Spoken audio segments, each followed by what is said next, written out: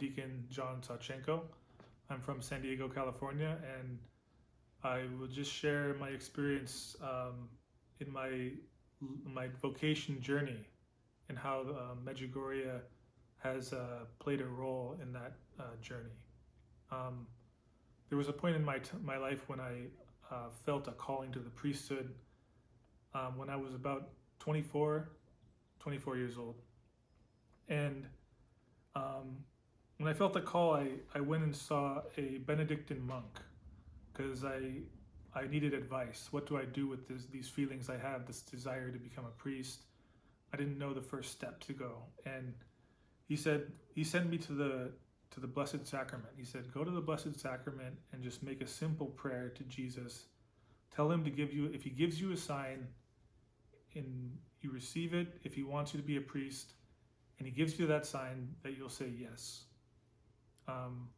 So I did that, and then shortly after, I sort of forgot about that prayer, and I just kind of went on with my life. And 2 weeks later, I went to a conference in San Diego on Divine Mercy. And at that conference, I was walking past a book vendor, and they had a book that said, in big letters on the book, "Will you be my priest?" And it drew my attention from all the other books. But I told myself, no, I had doubts of myself. And I said, that can't be for me. I'm not worthy of that. And the conference continued, and they had the closing mass the next day. And at that mass, as it finished, I was just sitting there praying, and there was all these people around, and I felt a tap on my shoulder, and I turned around, and it was a little lady holding the book, "Will you be my priest?" And she said, something told me to buy this book and give it to you. I think you should read it. And I remember all the people standing around me, they all looked over, and they thought it was like, why did she just come up to you? This kind of thing. And I saw the title of the book, and I said, okay, thank you. And as we were driving home from the event, back home, I saw the book, and I said, oh my gosh, this is a confirmation from that prayer that I made in front of the Blessed Sacrament. That priest had said, tell the Lord that if he wants you to be a priest, to give you a sign, and if you receive the sign, that you'll say yes. So I was so excited because I did feel unworthy. And when I saw this sign, I said, well, I think the Lord wants me to be a priest even though I'm unworthy, which was exciting. And so after that, I went into discernment between becoming a Benedictine monk or becoming a diocesan priest. And my mom had also told me about a congregation she had a friend who's a priest in, called the Congregation of the Sacred Hearts of Jesus and Mary, which is a missionary congregation, which at first I didn't think I would be called to be a missionary. But I was just discerning, and I was sort of leaning towards becoming a monk, to be honest. I was thinking of trying that vocation. But in order to further discern, I decided that I would go on a pilgrimage with my mom to Medjugorje, into Italy. So when I went to Medjugorje, there was only 2 priests that spoke English in that area. They told us that from the beginning. There's only 2 priests that speak English, so if you want to have confession, you have to go to them. And I guess I was just not listening or something, but I tried to go to confession in the St. James Church, and I waited a long time in line, and then it was a priest from Europe who said no English. So I had to get out of that confessional. And then I didn't know where to go, but someone finally guided me to the English-speaking priests. And there was just one big line, and you got one or the other. You know, whichever one you got to, you had to go left or right. And so I went to one priest. I got one of them.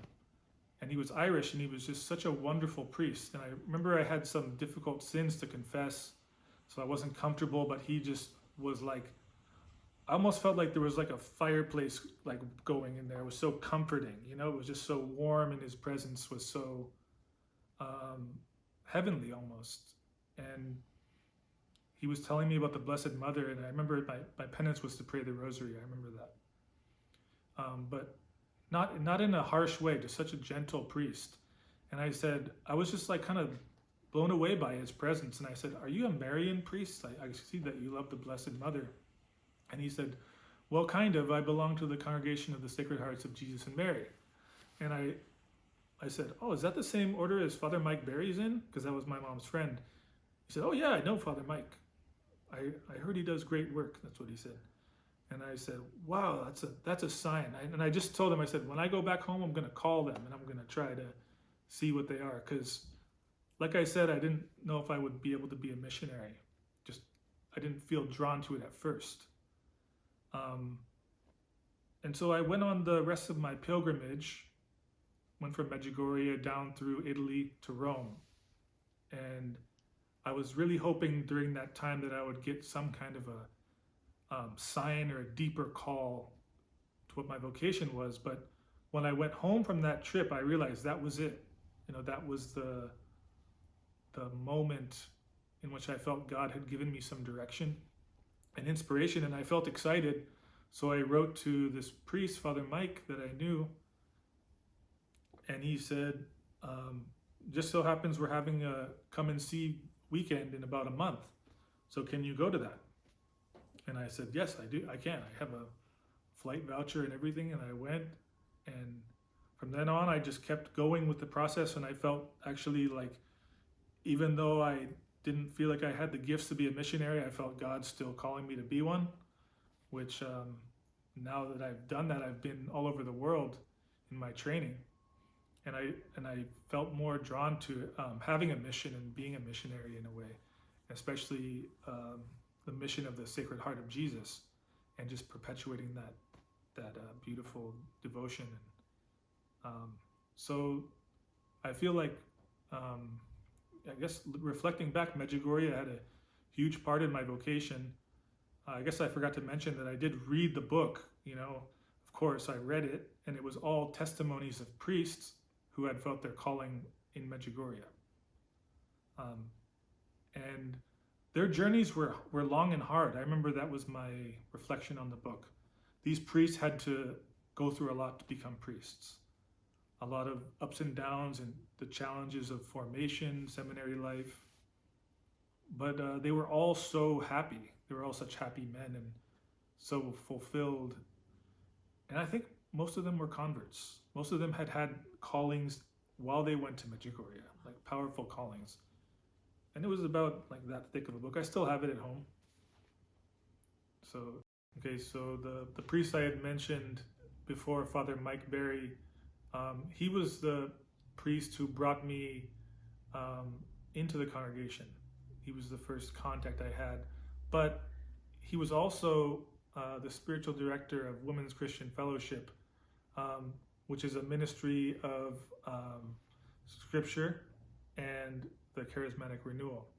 And he had been the spiritual director of that ministry for 30 years, and that was what had nourished my mom and her faith, and that allowed her to come back into the Catholic Church and become alive in the Spirit. And that was really what I attribute to my own faith. Having faith was from that ministry, which Father Mike Berry had been the spiritual advisor for. Okay, so I'm 10 days away from being ordained a priest.